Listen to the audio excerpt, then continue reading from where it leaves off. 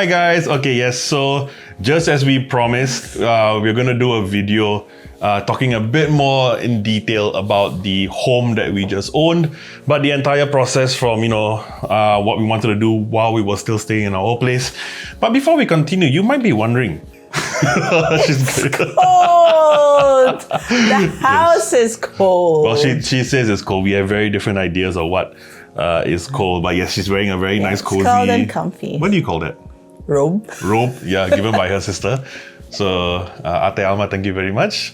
But yeah, so yeah, going back to this, we're going to talk about the house a bit. And we've already done the tour. So we did a tour of the entire home.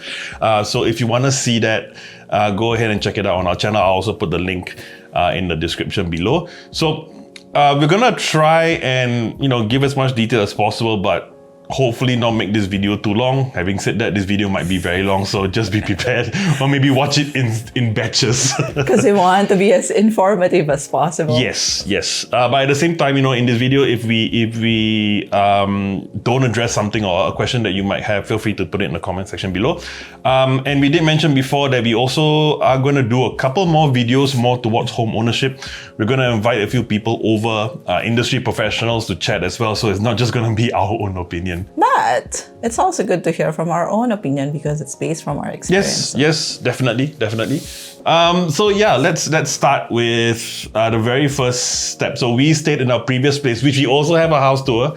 So go check that out if you want. And then the rental agreement for that would have ended when? In October. So it's from October 2022 to October 2023. Yes. But we reached out to our landlord in? Sometime in July, because because the rent, we know that the rental prices are going crazy, so we wanted to plan ahead. We wanted to make sure that we still have a place to stay like for one more year. Because we love the place. It's really nice. The location's really good. Very near the downtown. Pretty convenient. Even though we were further away from the northwest like we were before, still pretty good for you to get to the university. Yeah. So it was a great location. So July, August, September, October, we had 3 months to prepare and look for another place to stay. So we searched Rent Faster, where we usually look for places up for rental. Yeah. And we saw that, the prices were very high. Yeah, so if you guys remember, we did mention this in our previous apartment tour. We were very, open about how much we were paying. We were paying about $1,850 for a 2-bedroom with a den. A similar apartment, as in similar build, similar area even. We were looking at maybe 2,200 minimum. Yeah. 24, 25 even. Even. So we were sort of bracing ourselves that, it's going to be a tough year. We're going to be paying a lot more. But yeah, we were still looking towards rental. And then one day we were sitting down and suddenly it just hit me. I was like, I wonder how much it costs to own a home. But it was more jokingly than anything. And then I started looking at how much apartments cost, similar apartments, and then calculated the mortgage, based on certain number of down payment. And I realized that, hey, wait a minute. Seems doable. Yeah. Mortgage was, not just cheaper, but significantly cheaper than the current rental market. Mortgage isn't the only expense in owning a home. There's a lot more to it. And if you count everything, all our expenses, it does cost more than rental. Yeah, and if you're owning a house, aside from mortgage, you also have to think about property taxes.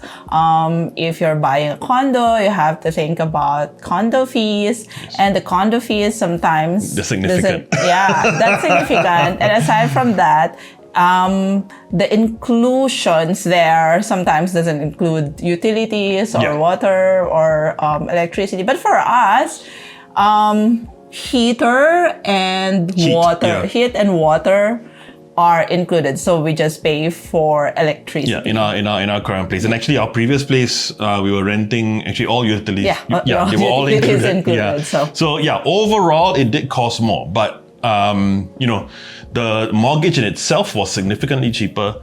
And then we talked about it, and we looked at it. The more we looked into it, the more it sort of made sense. I mean, we weren't financially ready in some ways. Yeah, because think about it. This is July. I was still finishing my thesis. It's only James who had a full-time job. We moved to Canada in 2021. Yeah. And this is going to be our third move in less than 3 years. So tiring. Yeah. And I mean, another thing to consider is, if we can afford it and the stars are aligning in a sense, we will be paying more, but at least that amount that we're paying goes into something we own, and this is basically our thought process towards owning a home. And then we decided, okay, let's look into the possibility. So first thing we did was... First thing was to reach out to a realtor and... You can talk more about the realtor. So before we talk about who we chose as our realtor, and no, this is not some sort of collab, you're not getting paid to do any of this. So before we even decided on a realtor, we looked at a lot of YouTube videos online. Of course we would. But we looked at a lot of stuff online because we didn't want to go into the market blindly. And honestly, even before we were thinking of owning and while we were renting, it's something that we do. We like watching videos of different homes for sale. It's more of aspirational because it's such a nice home. I wish one day we could have that. Yeah, and judging by the prices, some of the homes, they were more of a dream than an aspiration. But anyway, trust me, there are a ton of videos you can see online, and a lot of them are actually run by actual real estate agencies. But the bulk of them is just showing off homes for sale. There was one particular YouTube channel run by a real estate agency, real estate group called Chamberlain, the Chamberlain Group. And really what set themselves apart from the rest was the fact that, they started out showing a lot of homes for sale, but then they started transitioning towards providing a lot of information, and not biased information in the sense that, I'm going to show you this video and tailor it to make it appeal to buyers or appeal to sellers. No, none of that. It was very neutral, very informative. So they would talk about the market. So monthly, they will give stats like how many houses have been sold, and in terms of like houses, like how many, what do they call single home units, how many condos, how many townhouses. So very detailed information about the market. They would also have videos about neighborhoods in Calgary. Yeah, that was really good because we're still very new. Yeah. So watching a video explaining in detail about the different communities and talking about things that are related towards home ownership was invaluable. The more I saw, I felt like, they were the ones for us because even before we had contacted them, before we had engaged them, we had already learned so much from them. Yeah, so James reached out to Rebecca Chamberlain, and when we met with Rebecca, online. So some of the things that we discussed were she asked us what we are looking for in a home, and it's not just about 2-bedroom, 2-bathroom, or something like or anything like it also has something to do with what kind of neighborhood do we want? Somewhere close to downtown? Do we want to live in the suburbs?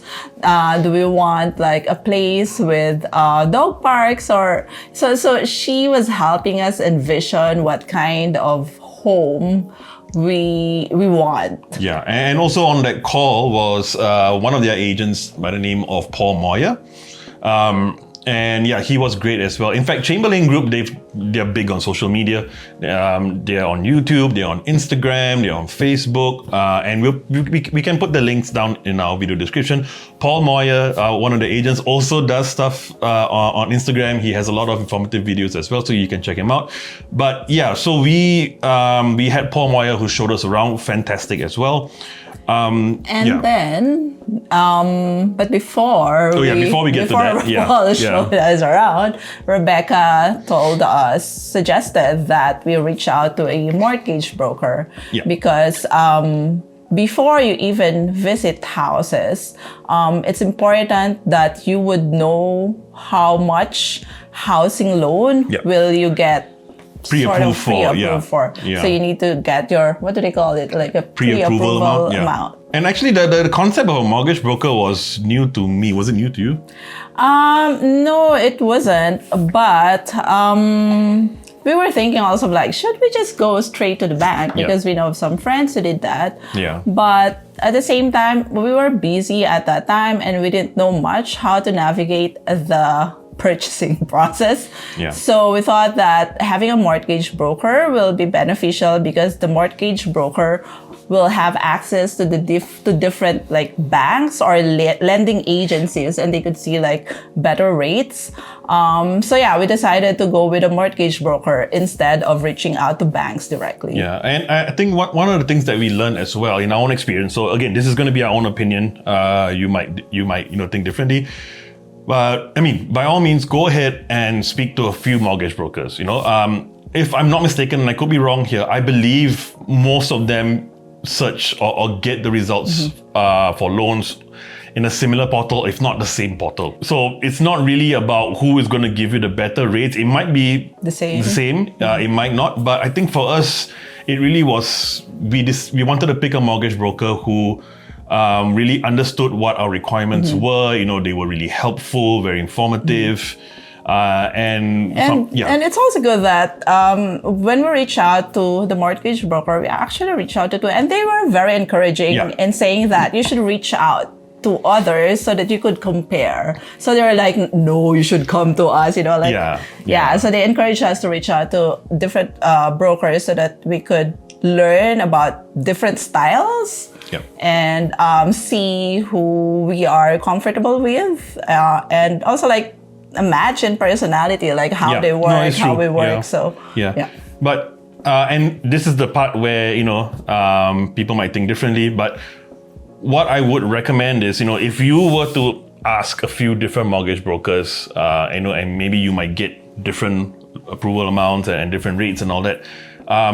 It's not a good idea, in our opinion, to string all of these brokers along until the last minute and then decide on who you want and then tell the rest that, oh, no, sorry, we're not going to engage you.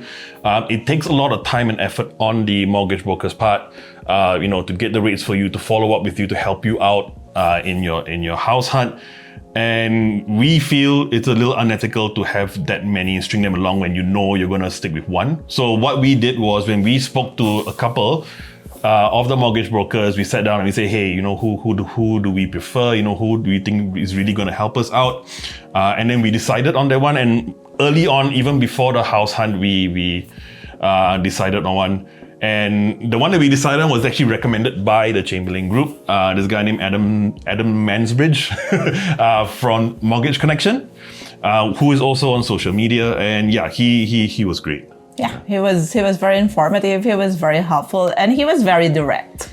Like, I remember like there was an instance, like I was asking because I was working part-time, like, so would this amount, would my income enable us to get a higher amount? Yeah, I can imagine some brokers might try to put a positive spin as much as possible, so you get excited, maybe put in a bit more, or be willing to put down a bit more money. But I think he was genuinely concerned and really wanted to make sure that we managed our expectations. He gave us conservative numbers in terms of our pre-approval amount, and didn't try to sell us something that might not be possible in the future. So yeah, that's something that we really appreciated. This next stage of the purchase process was the most exciting / what else? Frustrating / anxiety driving, roller coaster. It could also be like very disappointing and heartbreaking.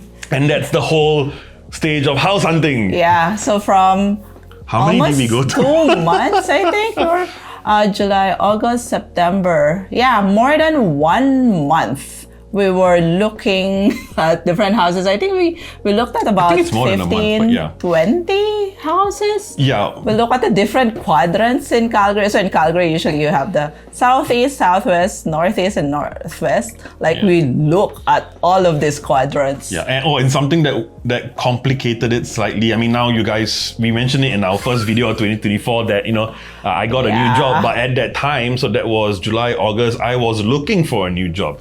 And we didn't know where his no new idea job will where. be. And also, I was graduating, and we were thinking, if I get a job, where would that be? So it's very tricky in a sense because if we how do we know where's the right place? So we decided, but only the decision came like towards the end. We decided that it's better to have a more central location. Closer to the center of Calgary, and we'll tell you where we ended up in a bit. But so we ended up looking at more than 20 places. And another thing that we really enjoyed about Paul, our agent, so whenever we went to any of the locations, he would give us sort of a little, like a file with all the information, everything printed out, explain the situation to us. Now, in terms of how you find the location, there are two ways. So one is, what was it? Not Rentfast, sorry. Realtor.ca. So all of the listings are found there, and our Realtor also has their own platform where they could see updates on the listing. So sometimes we see listing in Realtor, but sometimes he would see that, it's actually been sold, or it's conditionally sold? Yeah, like pending, someone put in a bid. So Realtor might not always be the most up to date. So there were a lot of times that we see this house and like, this looks good, the price is good. And then we contact Paul, and then he looks into his own portal and he goes, this is pending approval or pending something. An agent also helps in this way. And I think one thing, there are several things that we learned during the house hunting process. One of those things is looking at different houses help us refine what kind of home we are actually looking for. So initially we knew that we have a range, like a 2-bedroom would be good, 2-bathroom, but you're also okay at having just 1 bathroom, having a balcony, being in a good location. So those were our general ideas. But in terms of like square footage, those things, like we only learned about specific square footage when we were actually looking at the places. Initially, we were thinking of having like 900 square foot, for example. We thought that we were okay with that. But when you go to an actual place and imagine all your furnitures being there, your bed and your tables, like and Paul even sort of preempted us about this. He said that we had an idea of the house we would be okay with, but as we kept seeing more places of different sizes, we realized that there were certain things that, even though before we said that, we're fine with it, we ended up going there and we were like, actually not. It's not. It's a deal breaker sometimes, So the whole process actually helps. Even though it was a long, tedious process, it helped us narrow down and really have a better idea of what we really wanted. Another thing also that's good with the house hunting is you actually get to see the house because photos on the website, it could be very different from how the house actually looks like, especially if it's staged.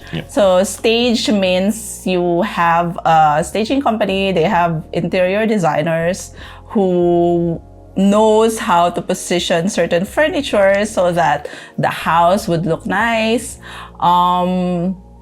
So if you see a staged house on the website, of course, you will think that, everything is so nice. But when you actually get to see the house, you will see like, actually, there's a peel on the wall, or sometimes there's a crack on the wall. So those kinds of things. Or sometimes also like, it's so dark. There's no source of natural light. So those details that would matter when you actually live in those in a house, you would only realize them when you go and visit the place. So honestly, like of all the properties you saw online with all the photos, maybe calling it deceiving is a little bit too strong, but a lot of times, 85% of the time, the actual home didn't look a lot like the photos. And there are a few ways. One, obviously, like G mentioned, there's staging. And staging, there's two kinds. There is physical staging and then there's virtual staging. Physical staging, they put all the furniture there, they try and make the place look nicer, which is fine. It shows potential, but it also covers up a lot of things, like you mentioned, like the cracks and all that. And the other one, which is virtual staging, which I guess in a way it's easier. You don't have to actually bring in furniture, but it can also be a little deceptive because there were quite a few photos where you look at the photo and you see the furniture there and the perspective's all wrong, The furniture might be too small. And then when you go there, and it makes the room look bigger than it really is. So when you go and look at the property, you go like, wait a minute, no. It's not as big, and a sofa wouldn't look that small in this room. And also, almost every photo, if not every photo, is brightened up quite a fair bit, and you can tell from the lights in that photo, if you see a lamp that's all just white and you can't really see the shape of that light, it means that it's overexposed and brightened and it's so much brighter than it actually is. Yeah, you may get excited when you look at the photos, like, oh wow, it looks so pretty and all that. And then when you go and look at the home, you're like, wait, are we in the right house? And photos can tell you also the feel of the place, because sometimes I remember there was one place that we looked at and it's like it has a musty smell. Oh yes, like a damp remember. smell, and like those are the things like it could signal that something is it looked really pleasant. And then we went there, we were like, oh. Wait, it seems like this hasn't been aired for a long time. Yeah. So we looked at houses for what, a month and a half, I think? I think we started in August and we closed in sometime in September. So more than a month. More than a month. Once you see a place that you like and which fits your budget and which fits your criteria, you would submit an offer. Yeah. And you hope that your offer gets accepted. And with the current market, not just rental, but also the property market for sale. So we were fighting with a lot of people, and every property that we put a bid for, there would be 5, maybe 7 bids. Yeah, and if we're talking about the amount, like there were times we failed in 3 bids, right? And and even if submitting $50,000 more than the asking, you would think that that would give us some leverage. That was the most heartbreaking one. Yeah, because like the one that we put in a bid for, and it's very close to downtown, really nice location. The property was $325. And we were willing to go like 40,000-50,000 above asking, and we still didn't get it. So it was crazy, and that's just indicative of the market. Every bid that fails is demoralizing, is depressing in a way. But then there comes that danger where you have to be really careful about, because the more bids that you put in and the more it fails, you tend to feel a bit more desperate, and you start putting in bids for property that you don't even want really, and you just go like, I'll just put in a bid, maybe because there are not a lot of people, or we're like, I'm just so tired. But even our agent Paul as well, he supported us and encouraged us and told us like, hey, don't worry, no matter what, no matter how many failed bids, just make sure you put a bid on a property that you really like, because in that frame of mind that we are in, we might be like, let's just put it, I'm sure you'll be fine. But that's our home, we're buying it, we're going to be here for the foreseeable future. So as excited or desperate as we might get, we had to fight, or at least me, I had to fight my urge to just put a bid on any home that we wanted. And take note also that as we are nearing August, September, we only have the place. We're getting closer to the end of our contract in our previous place. So like there's all kinds of factors that are playing in that are sometimes like, it makes you think to just, come on, let's just put a bid here. It was a real struggle. End of August or early September, we finally found a place that fits, probably that meets 95% of our requirements. Yes, one big caveat we should talk about in a bit. And I'm saying 95% because we don't have a balcony. Which means we have to give up 2 main things that we love: me, gardening, and James, his barbecue. But we like the place because, one, the location, it's very central, so we are in downtown. Second, almost exactly central. Second, the place is huge for a 2-bedroom, 2-bathroom, because it's an old building, and usually like old buildings, they have they have Bigger larger, space, bigger space. Number 3, it has a lot of natural light. Yeah. Even if it's old, it has a lot of natural light. And number 4, it was very homey. Yeah. When we visited the place, so the previous owner has all this furniture that makes the home, I don't know, like I feel like it's very cozy. What do you think about the place? Yeah, I know when I first came in, the one thing I liked about the apartment was that, first of all, it's 1,000 square foot for a 2-bedroom. Any apartment building over maybe the 90s or early 2000s, it would be crazy expensive and quite hard to find. But yeah, like G says, it was really cozy. They put the bulk of that space in the living room, which is nice, The rooms actually, compared to previous places and other apartments, were about the same size. The master bedroom is a little bit bigger as well. But the bulk of the space in the apartment really goes to the living room, which is really nice because then it gave space for like G to set up her home office because we don't have a den. We enjoy having people or hosting people, and this allowed us to have more people. In our previous place, the living room was very small. So we had to be really careful of how many people we invited. But yeah, overall, and the second bedroom, which I use for like my studio when I edit and also when I film and when I work from home, it was bigger than our previous place. So it felt more like a proper room. And the most important consideration is that it fit our budget. Yes. It fits our budget. So we found a place that fit most of our criteria. So we put down an offer and also wrote a letter to the owner. Which is a common thing. It's not something special that we did. So in that letter, we mentioned how we like the place and our experience with the house hunting process and about how we are going to look after the house and going to make memories for our family. Whether that letter made a difference or not, we don't know. But I think like it's a nice add-on, probably aside from the offer. Yeah, and we didn't say anything that wasn't true. I mean, we were genuine and we wrote the letter, And how many bids were there? I can't remember. I think for this place, the owner didn't wait for a lot of bids. I think when we saw it listed, for example, day 1, we went to visit it on day 2, and then we went to visit another place again. So probably on day 4, we submitted a bid. And then I think day 5, the owner decided already that, if I'm not mistaken, there were 4 bids. Either 4 bids or 2 bids, but not a crazy amount of bids. But it didn't take long for the owner to decide. So we were lucky in that sense. Because in the other places that we bidded for, the owners would wait for the best offer and it would usually take some time. A few days, a few days. And because we want to get the best offer. But for this place, the owner didn't wait that much long. Yeah, and they decided. Paul, our agent, contacted us that night, told us we were ecstatic, we're like, oh, finally, it was over.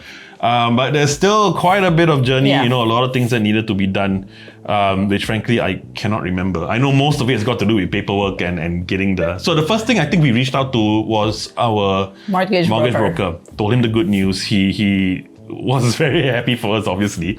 And the start of the bulk of paperwork. Yes. When I say bulk of paperwork, so you have to submit all pay slips, bank statements for the past 3 or 6 months, I think, especially for us, because the bulk of our down payment is coming from banks overseas. So they have, Canada is quite strict about the source of the money. They have to make sure that it's clean money. So we had to show all our bank statements, and I think there was even a sort of a budget thing where there was a bit of a to and fro. Like they asked questions, we had to answer. Have to show all our assets, whether we have life insurance, whether we have properties overseas. So they had to know everything money-wise. And if you're wondering, like, oh, how come we had to submit our pay slips again, even though before we got a pre-approval amount, it's more of just to show that, we still have the same fundings, we still have the same way of paying.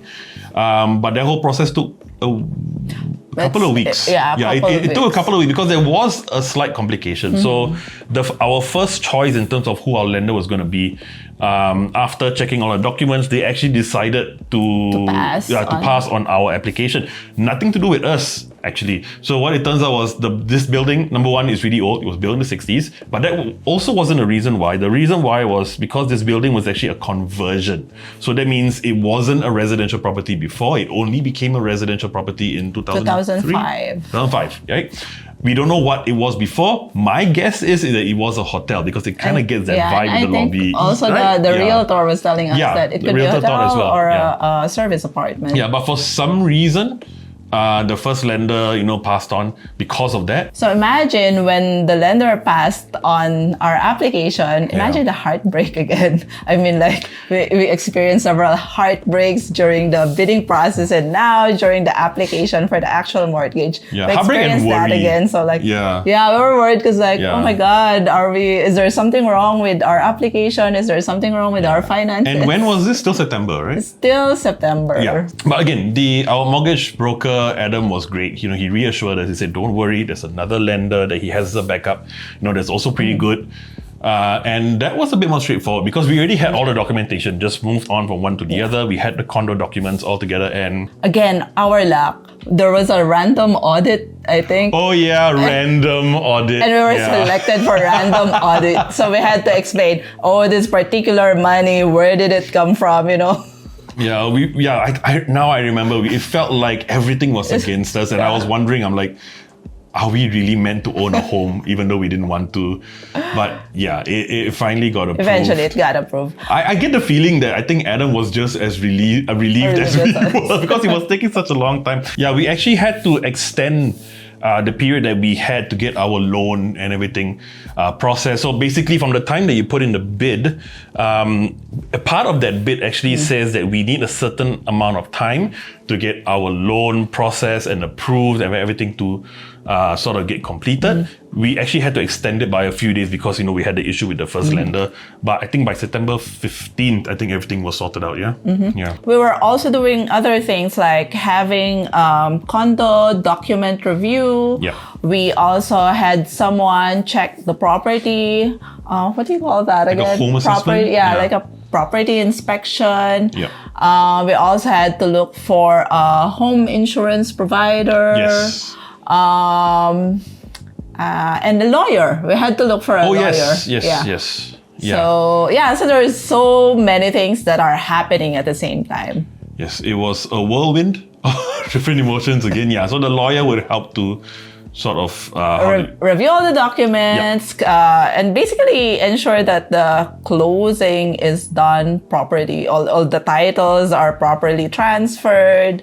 Review all the clause of the loan agreement, of the contract to sell.